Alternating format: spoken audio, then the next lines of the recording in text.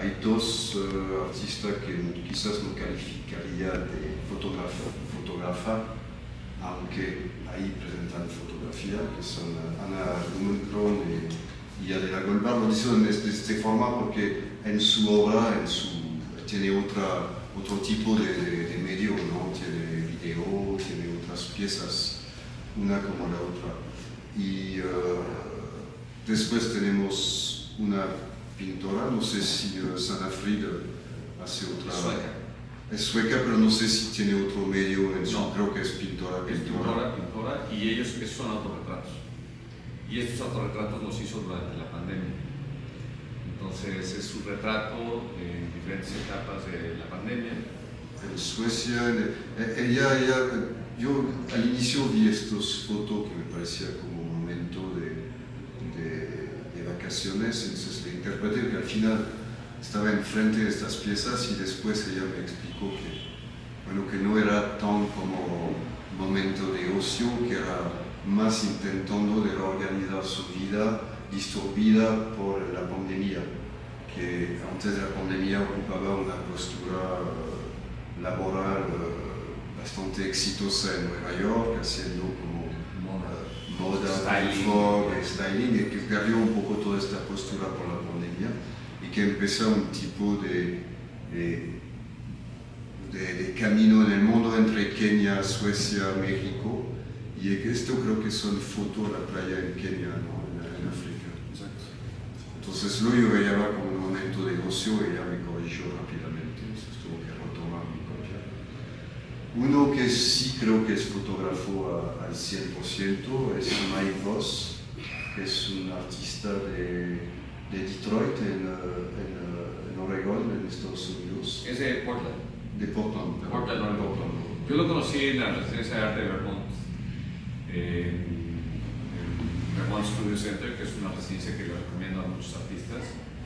Un poquito más adelante podemos hablar de las residencias de arte, que es una forma muy buena de generar como una comunidad artística a nivel internacional.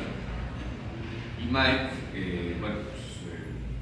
digamos que se va a la naturaleza a tomar sus fotografías, y es fotografía análoga. Sí, al inicio como todos sepan, estamos en una época en la cual el arte está un poco colonizado por temas recurrentes. Yo me quejo un poco de eso, no tanto que tengo nada contra el feminismo, contra el género y contra la identidad y contra la ecología. Al contrario, estos son temas muy importantes. Me quejo un poco de que ocupan casi toda la pantalla hoy en día y que no dejan mucho espacio a otras cosas. Bueno, esta es una queja personal.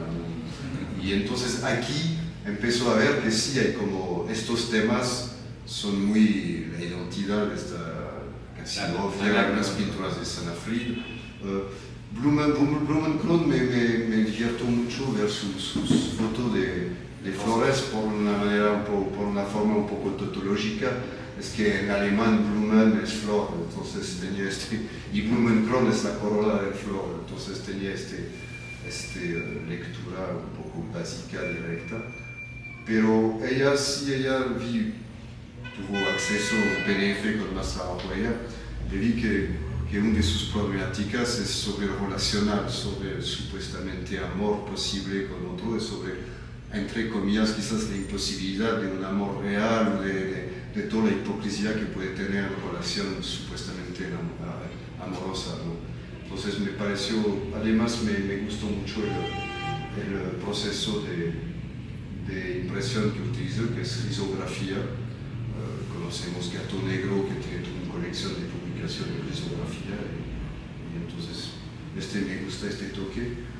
Ahí enfrente en Mike Voss está obviamente igual activando el tema de la ecología, según mi lectura, y de una naturaleza un poco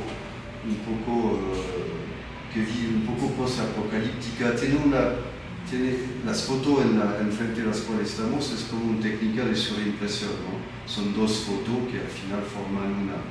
Entonces me acuerdo de la famosa historia de la fotografía del cine de nuestro amigo, no sé si es su amigo, pero Jean-Luc Godard, con quien me sentí siempre, por lo menos, una complicidad intelectual, aunque obviamente hablo de un gigante, soy un enano, pero él en la historia del cine, me acuerdo que siempre decía, si acercan dos imágenes, crean al final los dos juntas una tercera, que no se limita a una ni a la otra, pero que genera un tipo de diálogo, de choque entre las dos imágenes que genera un espacio mental, una tercera imagen.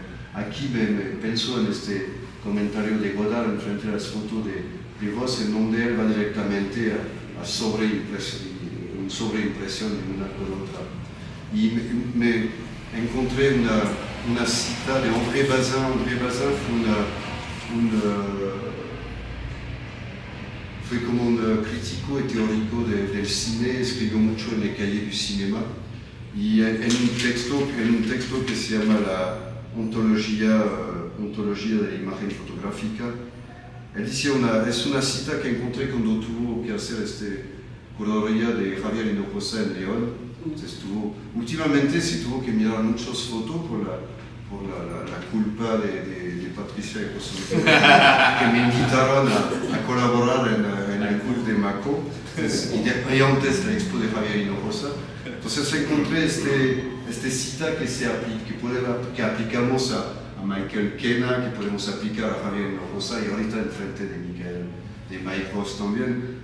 Escribía, es muy corta, no se preocupes. Todas las artes se basan en la presencia del hombre. Solo la fotografía obtiene una ventaja de su ausencia. Y entonces en las fotos de Michael Kena, como la de Javier Hinojosa y como estas, ya no hay ninguna presencia humana, lo que me hace leer un poco sus fotografías, porque hay como una impresión de naturaleza natural, y con presencia animal, con un tipo de fantasma Sí. Son muy fantasmales estas fotos, cuál toma el ascendente sobre otra, hay arquitectura sobre la montaña o no, hay un tipo de equilibrio entre la presencia de las dos fotos adentro del mismo tiraje. Y es importante decir que Mike estuvo 2 meses en México y hizo una residencia en Filotepec, se llama Cobertizo. Entonces yo lo acompañé a hacer las fotos con su cámara por la zona de la San Rafael, y de hecho tenemos 2 fotos del cine ópera que están espectaculares y otra de Filotepec, que es la residencia de Cobertizo. Esa Cobertizo la llevan los de la NAO, que es Ismael Sentíes, y Mike, pues yo he estado muy cerca de su proceso, de hecho se quedaba en mi casa. O sea, muchos de los artistas que son residentes, que también yo los alojo en mi departamento, entonces es una amistad que se vuelve con un poco de complicidad en la producción. Constantemente hay como esta conversación sobre la producción y sobre cómo en realidad la amistad que se genera dentro de estas relaciones de viaje, ¿no? Y esto pues, está siempre relacionado con los viajes. Como él tiene como esta parte íntima y es una persona muy culta, yo creo que es de las personas que lee más libros a la semana, ¿no? Eso ya como hablando de su personalidad. Bueno. Un otro tema que unifica toda esta selección que hizo Miguel Ángel con la complicidad de Mike es que al final hay agua en cada una, ¿no? Que es otro de los temas ligado obviamente a la ecología, pero muy fuerte en el momento, ¿no? La refracción del agua.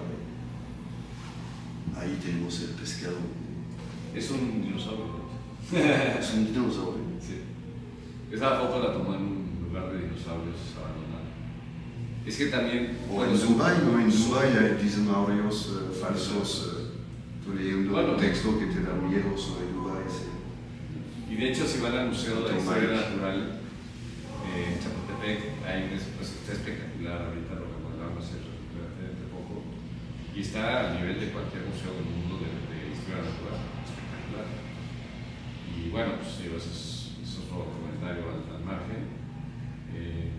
Patricia, sí. Pasa. Sí. No. Ya sigo yo. No, cuando quieras, Pues si no puedo seguir diciendo. Pero bueno, pues, digo, yo si quieres les platico un poquito de Sí, porque estabas aquí. Les puedo platicar un poquito de mi trabajo, pues es lo más fácil de un artista que tenga el trabajo aquí, pues es que el artista trae su trabajo. Las 4 piezas que estoy exponiendo, una es muy rara porque es una pieza que nunca se había exhibido, que la hice en el 2001. Cuando me mudé al Parque México, yo vivía en la avenida Chilpancingo y Avenida México, en un departamento muy bonito frente al parque, y tenía un estado depresivo fuerte porque yo sufro de una condición mental que se llama trastorno bipolar, y hoy es el Día Mundial del Trastorno Bipolar y es importante tocar el tema de la salud mental y el arte. Y esa pintura me tardé yo creo que 1 mes y medio en hacerla porque no tenía ninguna prisa y lo único que vivía era el parque. Entonces yo tuve la experiencia de vivir en Oaxaca muchos años, 5 años, y bueno, pues el Jardín Botánico hasta la fecha es uno de los lugares más hermosos que conozco y siempre me ha inspirado mucho la naturaleza. Entonces yo creo que el título que propone Michel de Cazadores del Paraíso es muy acertado, porque sí, al final, cuando hablas del paraíso, pues muchas veces hablas de una posibilidad de un mañana, ¿no? O sea, como siempre el paraíso es esta parte de la historia de Adán y Eva, ¿no? O sea, que cuando los corren del paraíso, ¿qué pasa con el paraíso? Y en el caso de los retratos que hay de óleo sobre tela, son lino, y era una relación muy dura que yo tenía con una chica que se llama Lorena, pero fue como una relación íntima muy dura.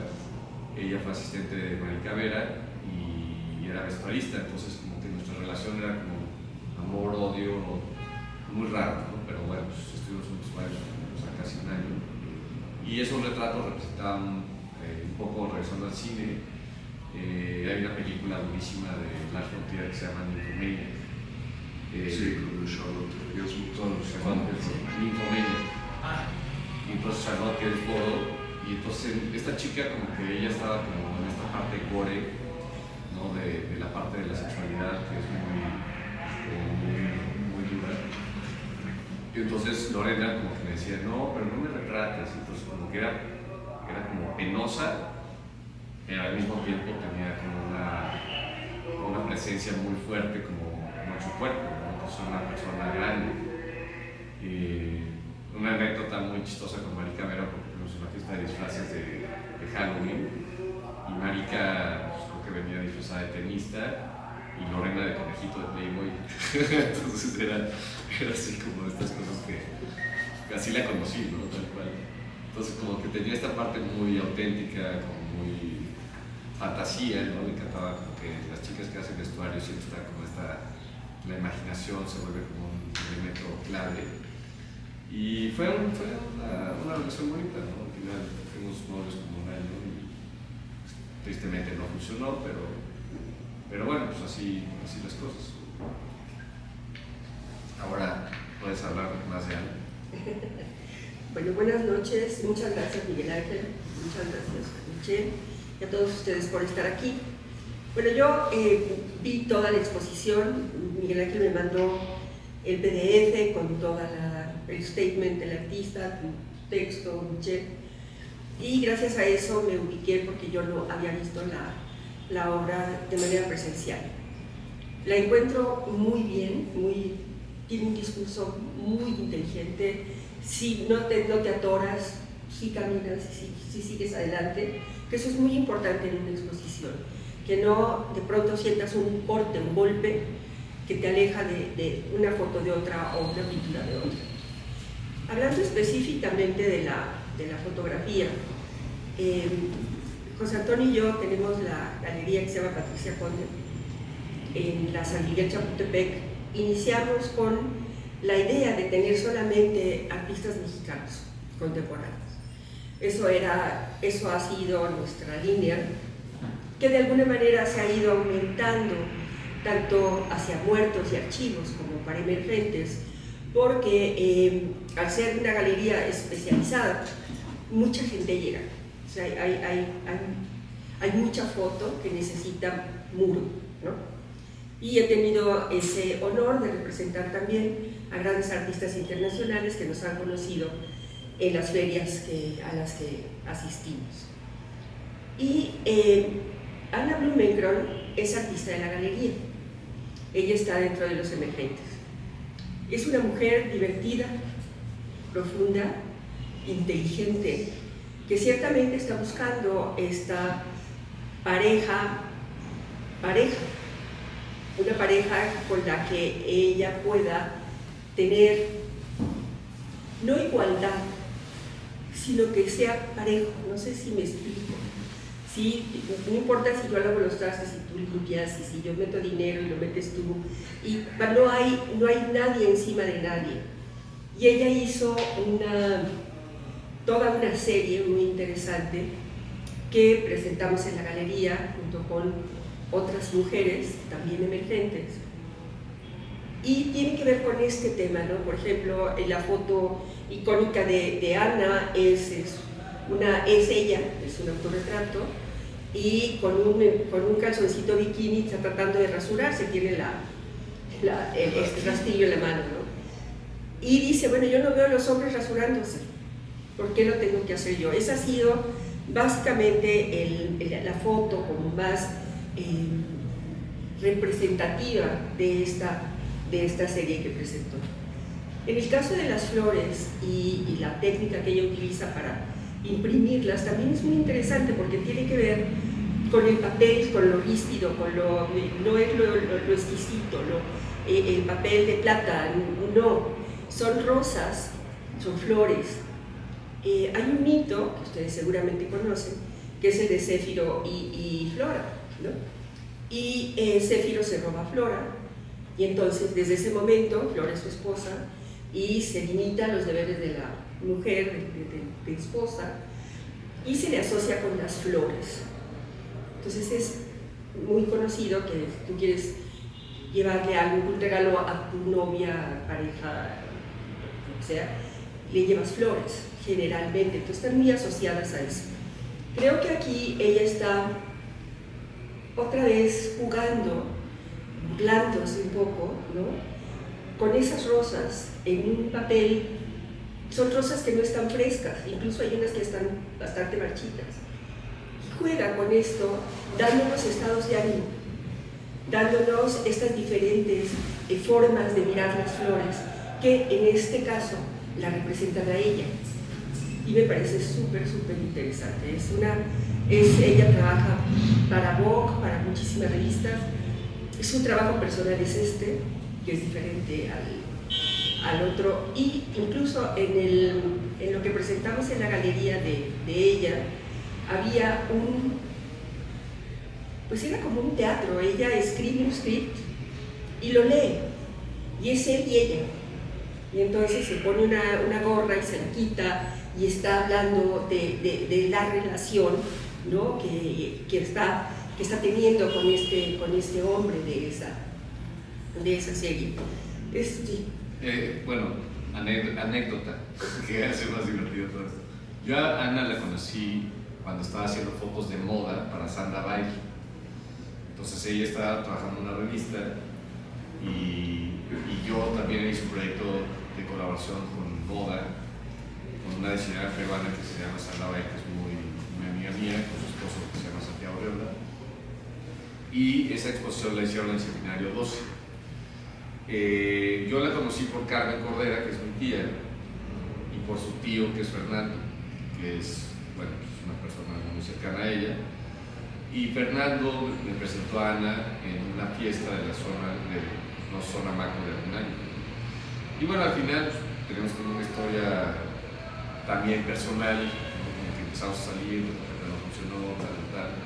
Pero sí, otra vez como que Ana tiene esta personalidad que es muy alegre, y se vuelve muy atractiva en el sentido de que es una persona, como decía Patricia, una persona súper inteligente y con un muy buen sentido del humor, ¿no? Porque yo creo que el humor es clave en el arte. O sea, si la persona carece de humor, no hay manera de que el arte contemporáneo se entienda, ¿no? Y hay muchas piezas de Ana que se burlan prácticamente de los hombres, ¿no? Así como decir, las relaciones de Tinder y Bumble y todas estas aplicaciones de redes sociales de ligue, que bueno, sí que sigue. Sí, y realmente es un video fascinante y encantador. Me da mucho gusto que esté aquí con otra obra diferente, que se le vea desde otro lugar a una mujer que además vive en Londres. Ella trabaja allá, es mexicana desde luego, y pues seguimos representándola en la galería. En esto de Mike, como tú muy bien apuntabas, ciertamente hay un tema un poco apocalíptico, es esta superposición de fotografías en donde el agua o los elementos naturales se superponen a lo construido, a lo que no es natural. En esa casa, ¿no? Como cae este lugar, en el lugar de una cascada, se puede leer de esa manera. O allá, que esa es esa de ahí es de un desierto, es del desierto, es la foto que toman todos, bueno, que cuando van ahí. Es una foto de un lugar del desierto, no sé si es Namibia. Sí, es Namibia y desde luego el hielo es el glaciar que se está deshaciendo, ¿no? Entonces es esta agua devolviéndole al desierto, ¿no? El agua que perdió de alguna manera. Entonces estamos entendiendo aquí cómo estamos los seres humanos, y un poco de la mano de lo que decía Michelle, sí hay una marcada tendencia a determinados temas en este momento, que además son temas premiados en convocatorias o premiados en revistas, que entonces están muy latentes, todo el mundo está haciendo lo mismo, ¿no? Y esto se repite, y se repite de muchas maneras en casi todos los artistas que están haciendo obra en este momento. Pero me parece interesante la forma de hacerlo. No es novedoso, pero es una forma, son buenas fotos, ¿no? Porque es muy difícil ser novedoso en algo que está de moda. Cuesta muchísimo trabajo que tú conozcas todo lo que está de moda y encuentres tu voz. Vas a encontrar la voz de y tú vas a intentar hasta que tú encuentres la tuya, y entonces eso ya te saca del tema, ¿sí? Porque ya es un punto de vista personal. Entonces los artistas, como no me dejará mentir Miguel Ángel, tienen que trabajar mucho un tema para poder salirse y encontrar la esencia de ese tema que ellos específicamente quieren decir. No quieren decir lo que dijo el otro, sino lo que quiere decir él. Yo creo que ahí hay algo muy importante que aportar, que el arte se vuelve atemporal, ¿no? O sea, porque yo, por ejemplo, puedo exhibir una pieza que hice en el 97, en el 2023, y esa pieza sigue siendo tan válida como el año que se produjo, ¿no? Sí. Y en la historia del arte en general, ¿no? Hay un libro muy bueno de Gombrich, que es la historia del arte universal de Gombrich, que es una cita ahí como una revisión de los movimientos más importantes del arte tradicional.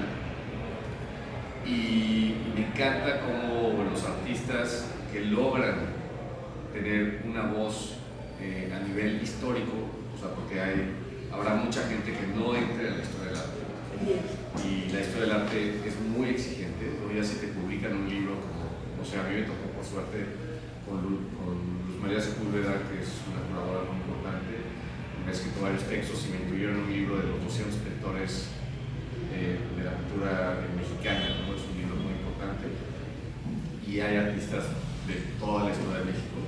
Pero ya para entrar a una publicación, y ahí regresamos como a los libros, con la importancia de los catálogos, de las exposiciones, que no se quede solamente en la experiencia, ¿no? Y cuando tú hablas sobre el arte contemporáneo, al final el coleccionista lo que busca es tener una experiencia de arte con el artista. Entonces voy a decir, no, porque fui a la galería y estuve en una plática y conocí al curador y conocí al crítico. Entonces se vuelve como una parte emocionante que cuando adquiere la pieza, ¿no? En la venta, tiene algo más que contar en su vida. Entonces eso es lo que vuelve el arte emocionante, ¿no? Las ferias de arte son a macro, tal. Y mucho tiene que ver también con esta participación pasiva de un público que no necesariamente le interesa la cultura, desgraciadamente estamos pasando por una época muy difícil en ese sentido, pero la gente que se interesa realmente por permanecer en el mundo del arte es gente que realmente te apasiona, porque si no tuviéramos pasión y disciplina, no hay manera de que las cosas puedan funcionar. Así es. Pero definitivamente los que van a pasar a la historia del arte van a pasar a la historia del arte porque encontraron su voz y porque la manifestaron. Por corrientes ha habido siempre, movimientos ha habido todo el tiempo.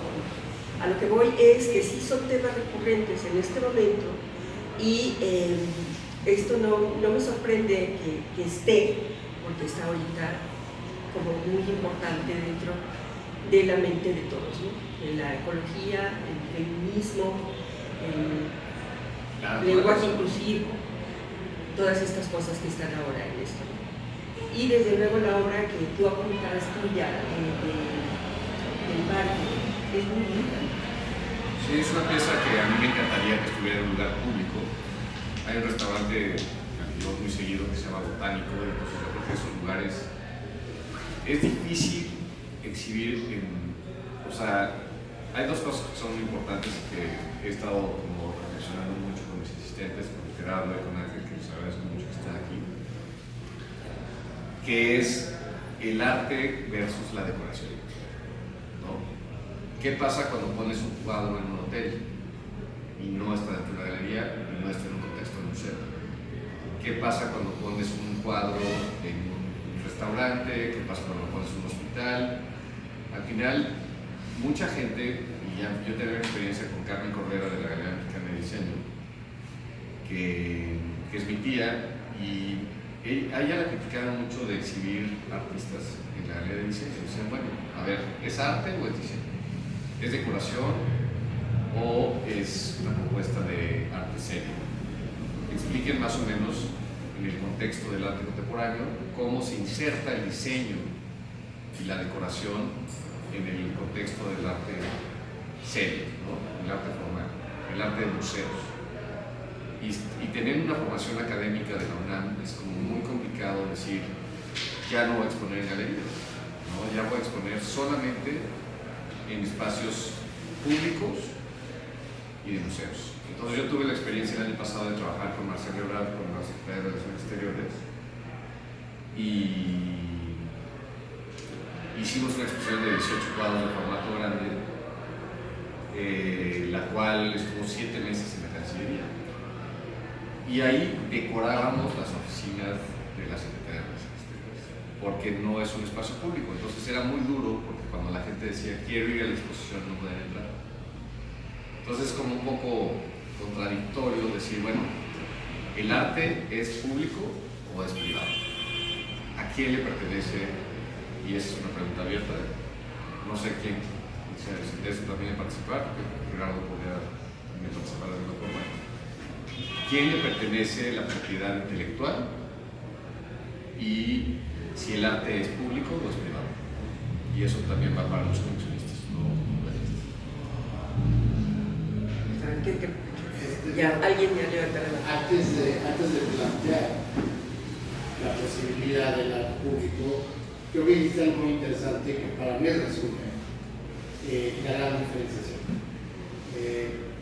Tenemos espacios en los que gente como nosotros tenemos la posibilidad de venir y escuchar un discurso que de alguna manera justifica y explica el arte. Sin la posibilidad de tener ese discurso o ese, digamos, diálogo, creo que es muy difícil hablar del arte como público, ¿no? Porque creo que el arte público tiene que ser algo que no tiene que ser explicado, que puede tener un interés, pero si no tienes la posibilidad de desarrollar sobre la idea de lo que estás viendo, estás sintiendo, no transitas sobre el mismo arte. Entonces yo regreso a la pregunta: ¿qué es el arte público y qué es el arte contemporáneo? Porque para mí, y hace mucho tiempo, existe un elitismo en el arte que deja muy de fuera a un público en general, no lo permite tener un discurso no lo permite apreciar lo que está ahí. Entonces, para mí siempre ha sido la cuenta y no de ahora, o sea, estoy hablando de hace ya muchos años en que siento que efectivamente el arte se ha separado de lo que puede ser público. Hay ejemplos muy específicos que siento que regresaron al arte público, pero mi pregunta para ustedes, que son los especialistas, ¿qué es el arte público? ¿Qué es el arte público? ¿Cuál es la contraposición? Esta es la pregunta. Sí, es lo Los que- pluralistas.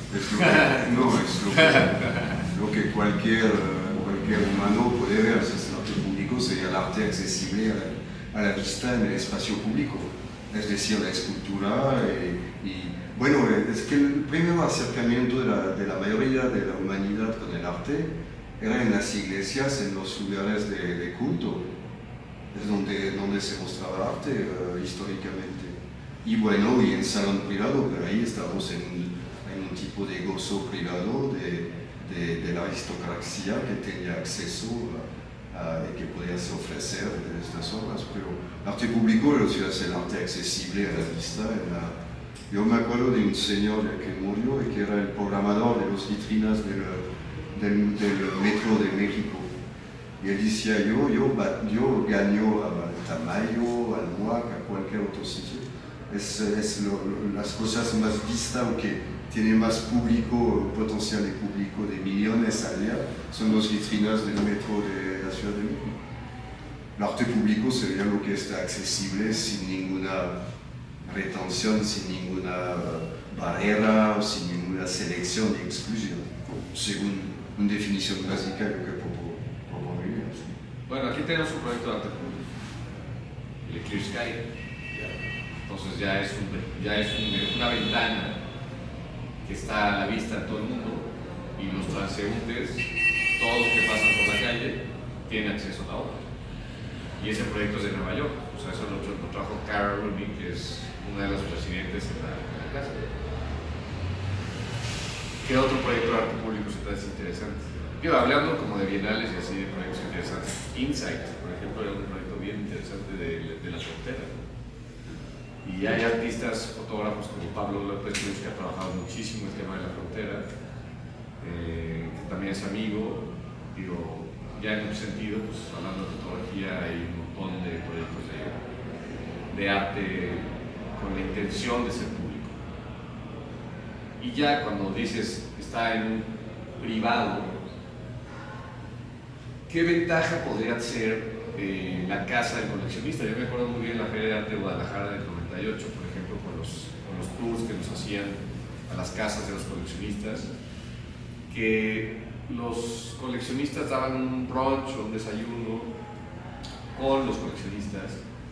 Entonces el arte privado de los elitistas, de los que estábamos hablando antes con Andrés Almeida, se volvía de alguna forma un espacio museístico privado, pero que durante la Feria de Arte se hacía público. Y las ferias de arte dan acceso de alguna forma a invitaciones elitistas privadas que no suceden en los museos públicos. Y eso a veces sucede, es una contradicción, ¿no? Porque dices, ¿por qué la gente en su intimidad y en los hogares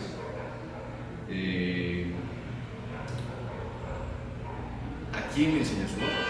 ¿O es simplemente una cuestión de ego, ¿no? O una cuestión como privada de decir, voy a abrir mi casa? ¿A quién le vas a tu casa? Pues a tu pareja, a tus hijos, a tus amigos íntimos.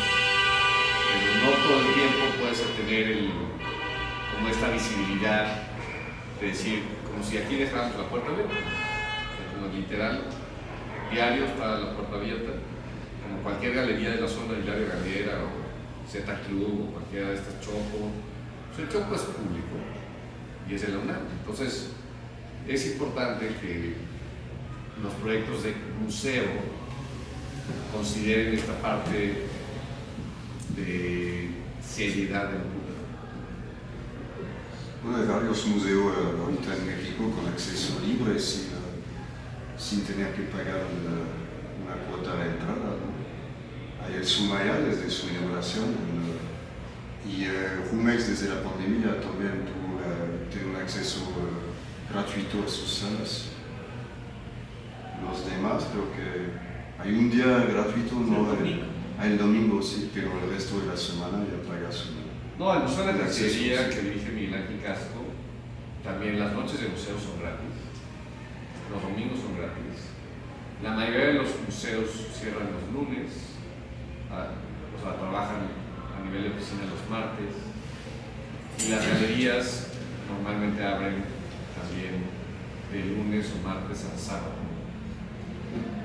Pero aquí hay una toma de decisión personal de entrar o no entrar, por eso que yo, la decisión básica del arte público es la que a fuerza tiene que ver, porque está en medio del camellón, es cultura, por ejemplo, el más artista público de México, creo que es Sebastián, ¿no? Y los Javier Marín, ¿no? Me acuerdo de una broma, no tan broma, que me hizo una vez Carlos Morales. Me dice, mira, estamos todos peleando para tener una sala del MOAC, un expo en el tamaño, cuando Sebastián y los hermanos Marín se comparten la República.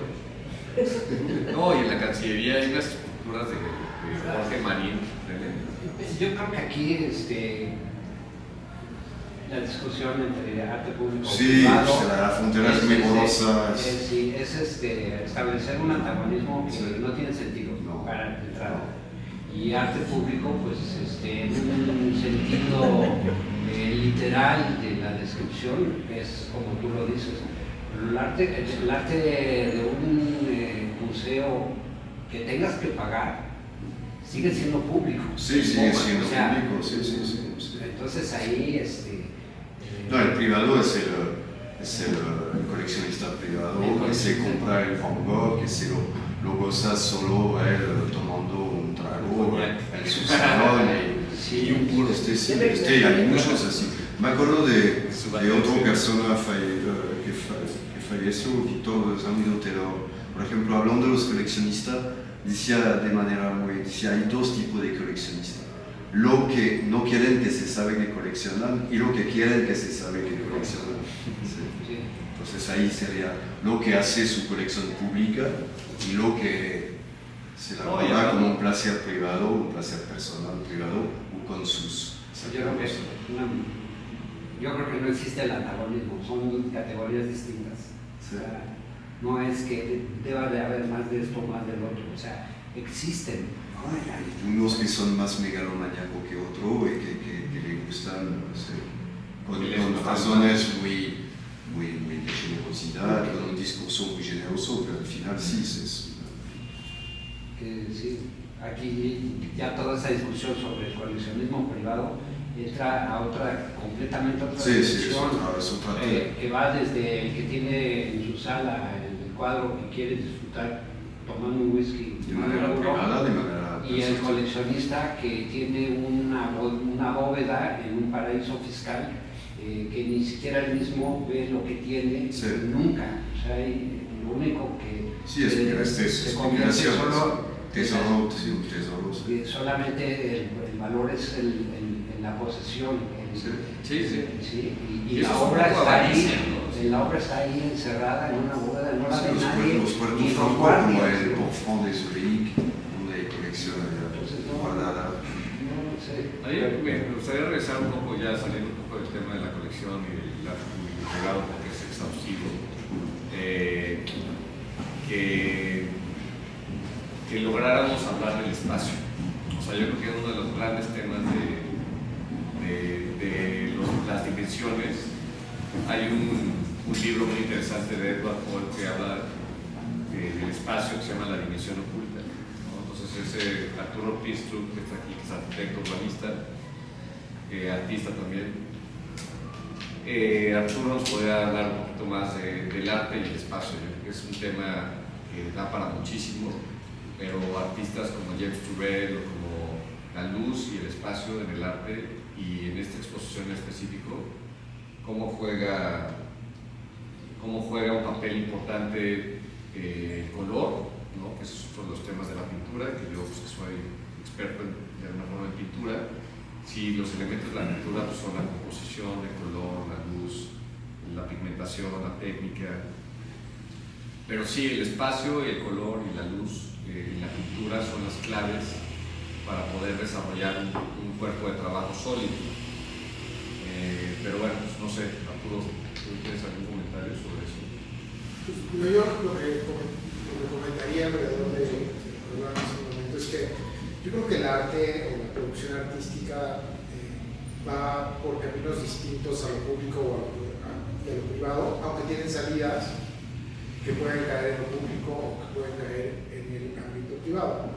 Yo diría que el arte público, más bien le podríamos llamar arte en espacios públicos, arte que está localizado en una localización que permite, como decía por ahí, la accesibilidad a todo el mundo, ¿no?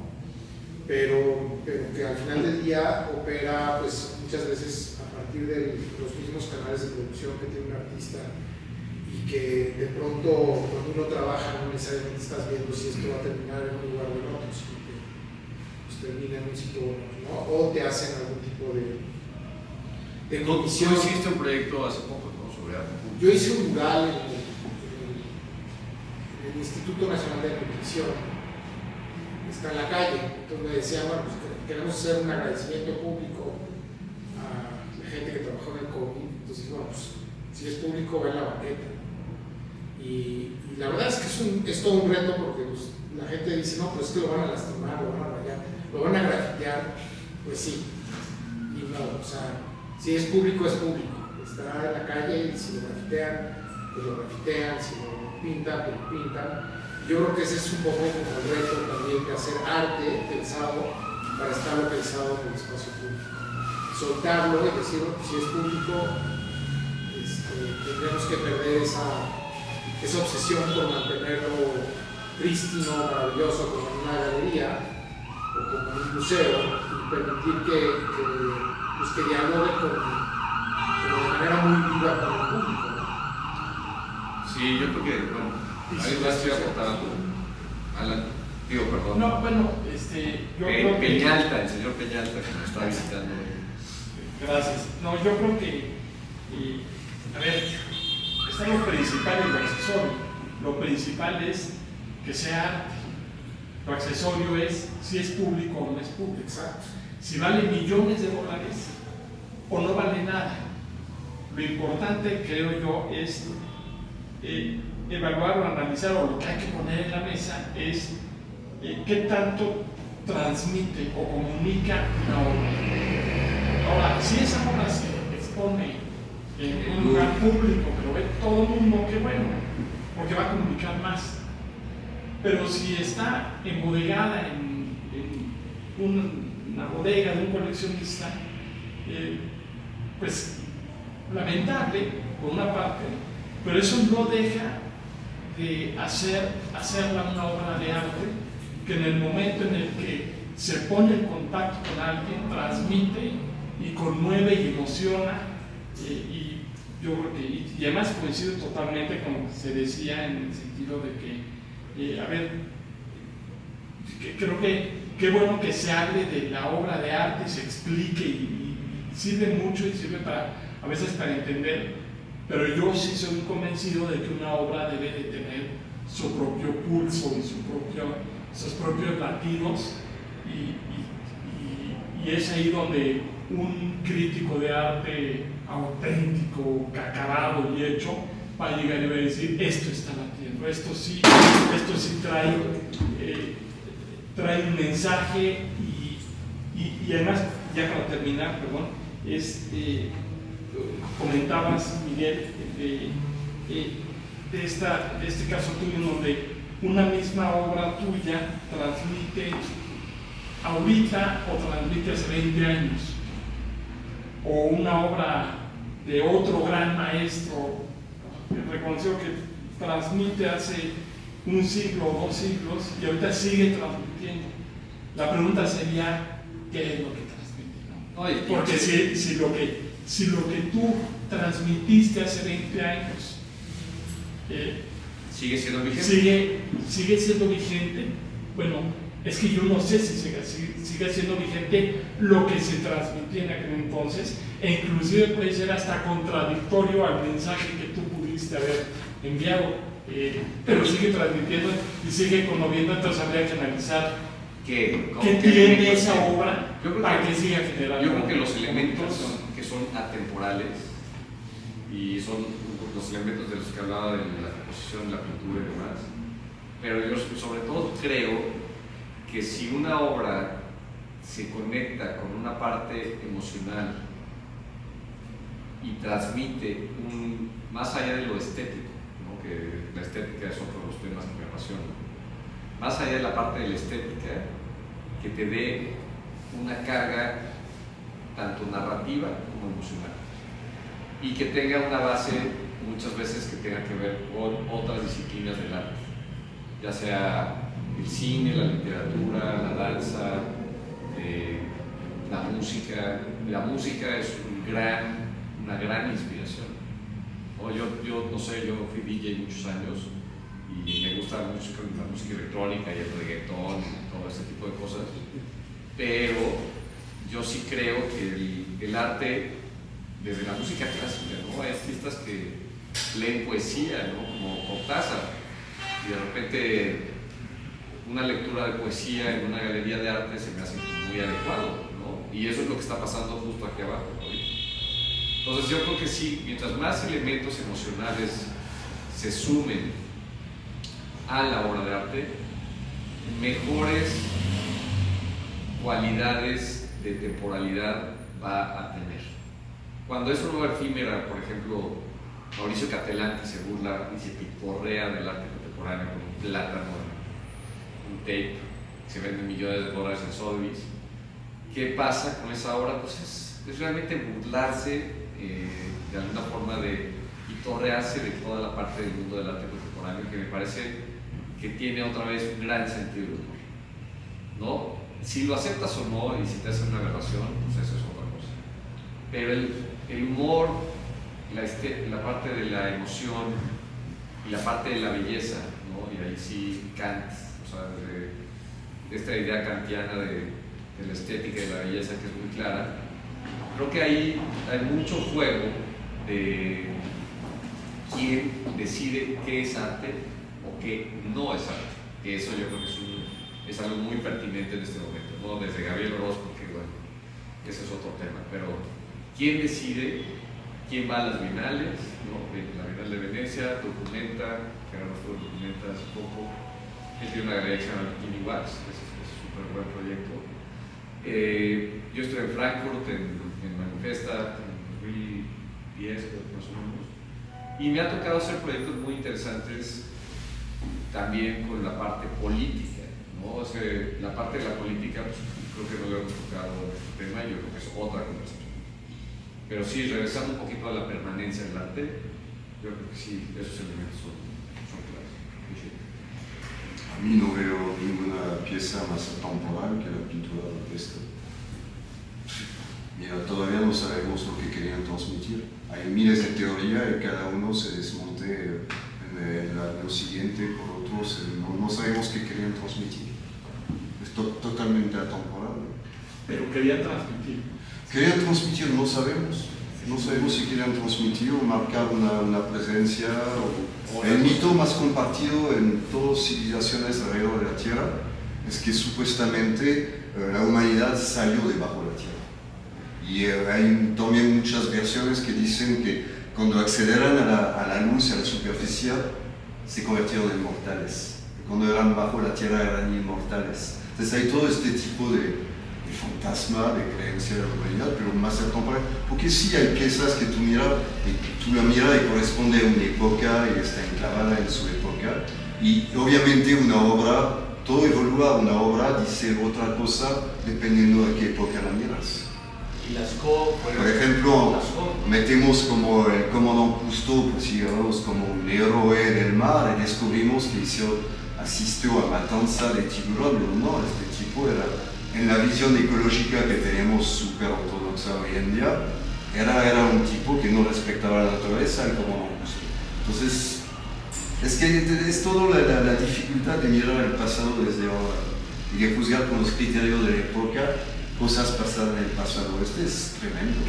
Claro, perdón, nada más, pero cuando cavernas, cuando comenzaban a pintar en Lascaux, lo hacían por algo.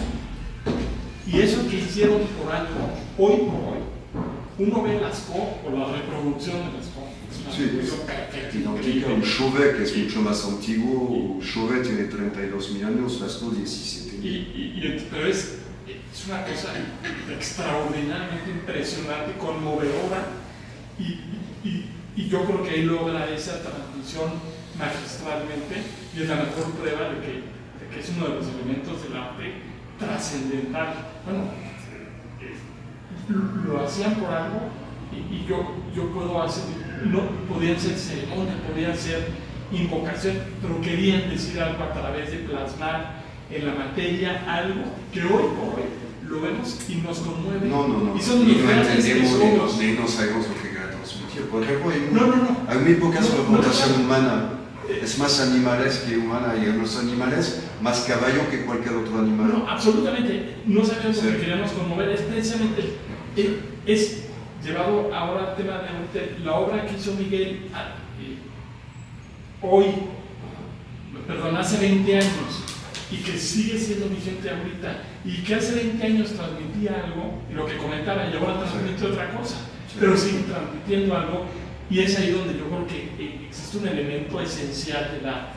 Yo creo que lo ritual, ¿no? Hablando de las cavernas, la ritualidad y la espiritualidad son elementos que también son clave en la parte de la pintura.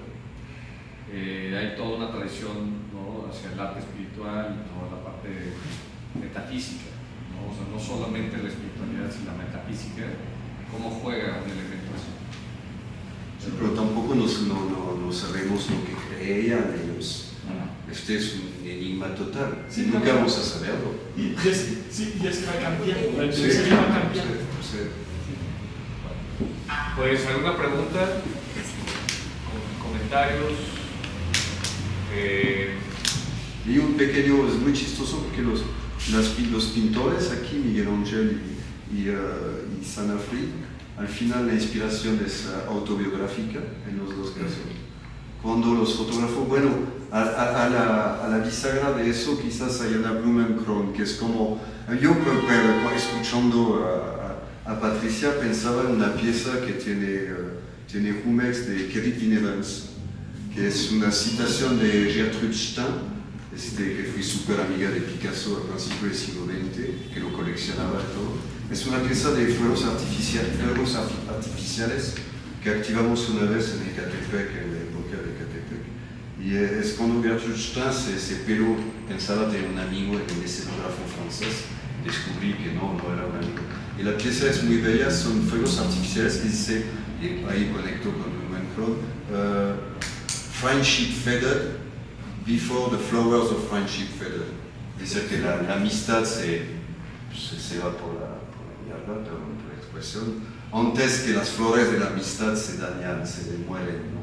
Era como un tipo sobre la fragilidad o la mentira de la amistad, eso, que es un poco algo que animó mucho la búsqueda de la pareja ideal y la desilusión de encontrar la pareja ideal en la vida de Ana.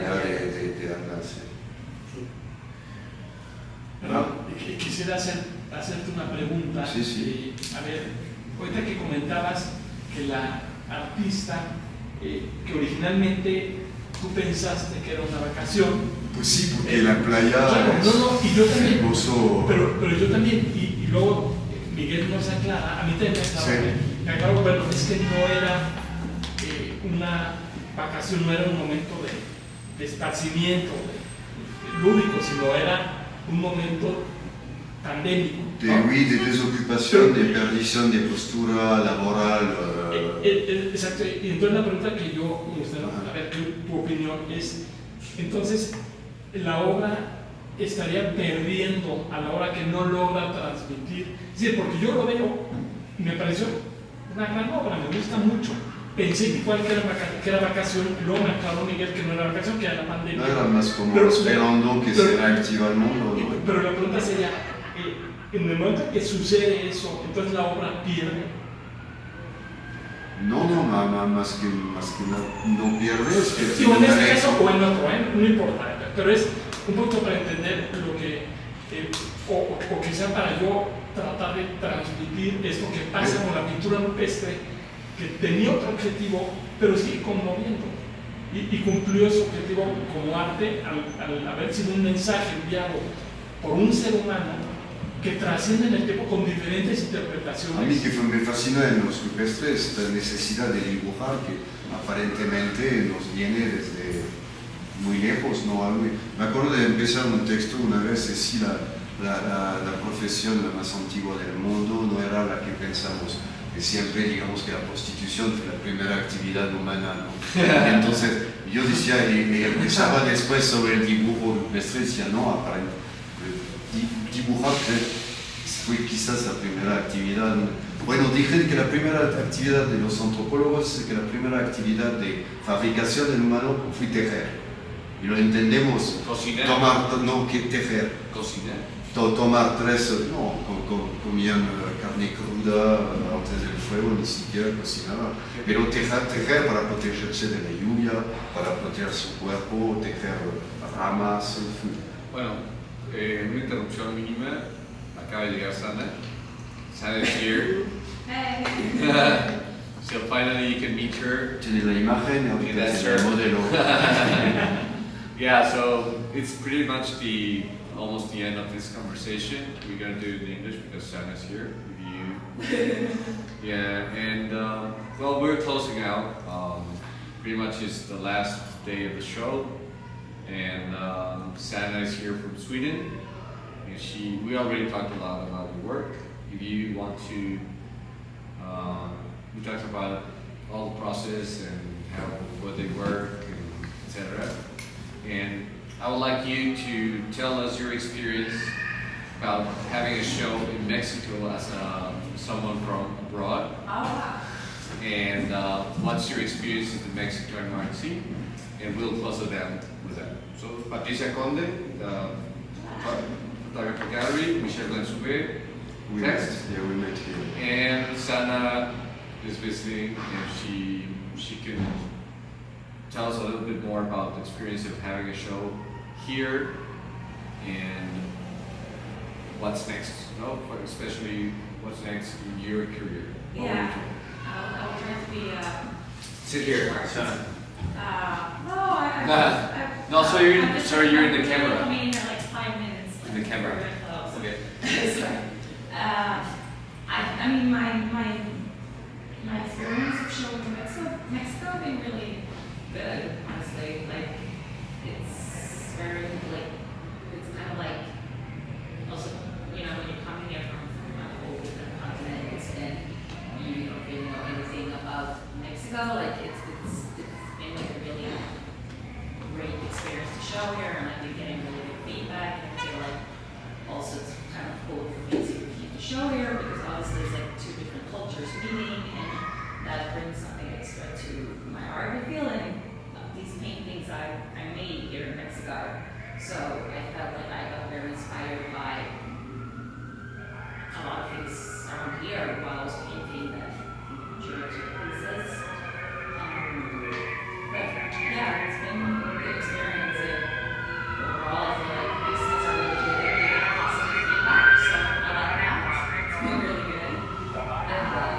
And next for me is I have a solo show in Sweden in May. So I'm going to Sweden for a little bit, and then back to Mexico, because I think Mexico City is sort of become my base now, because I'm really enjoying to show my art here. So yeah, like you will find me in Mexico in the future. Well, thank you everyone for coming. Gracias a todos por venir. Y les pido que nos sigan en las redes sociales, el Palmar 137, Patricia Conde Galería, Michelle Blanchouvet. Y los invitamos a que sigan trabajando con emoción.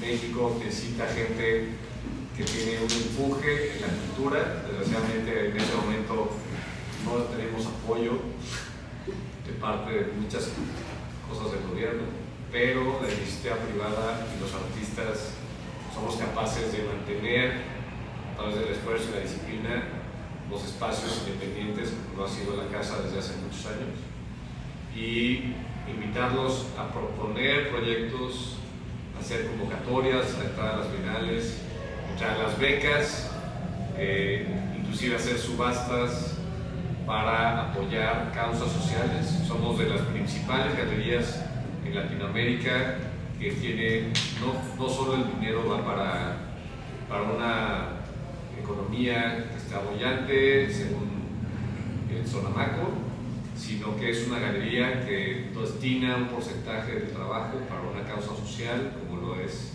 la salud mental, que hoy, repito, es el Día Nacional del Trastorno Bipolar Internacional, y los invito a que se conviertan en portadores de una misión que es México, y ya lo platiqué con los de México Vivo, con Lupe Ramos Cárdenas, que los voy a visitar hoy, grupo de los 16, gente que realmente apoya a las causas sociales, y el Palmar tiene esa intención de no solo ser una galería comercial, sino ser eventualmente una sociedad AC y dar un porcentaje de la venta de la obra para cosas sociales.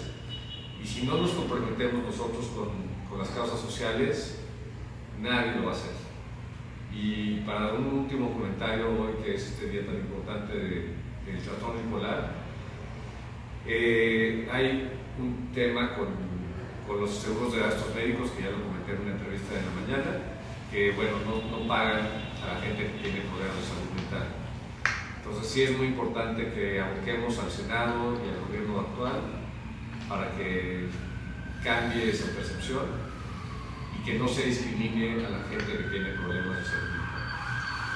Entonces los invito a que sean activistas en lo social a través de proyectos de arte, ¿no? Ya sea la comunidad LGBT, feministas o simplemente gente que ama México. Y yo creo que nosotros tenemos una responsabilidad de ser una gente muy privilegiada, con mucha educación, y que hemos podido viajar y de poder realmente aportar algo a la sociedad. Gracias. Gracias.